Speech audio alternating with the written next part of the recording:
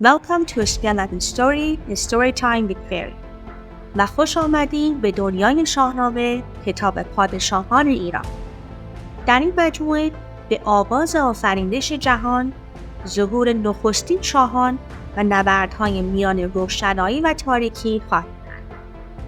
هر قسمت شما را عمیق‌تر به جهان می‌برد، پر از دانایی، شجاعت و شگفتی. برگرفته از یکی از بزرگترین حماسه‌های تاریخ. و اما این تنها تاریخ نیست. این جان سرزمین پارس است که در قالب اسطوره، افسانه و داستان‌های جاودانه بازگو می‌شود.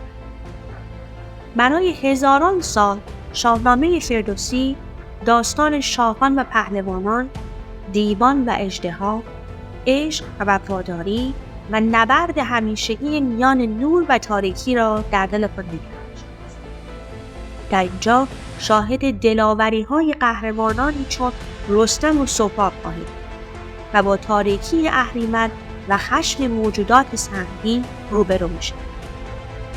اما پیش از هر چیز سفری خواهید داشت در دنیایی که با شرافت، سرنوشت و جادوی کهن شکل گرفته است.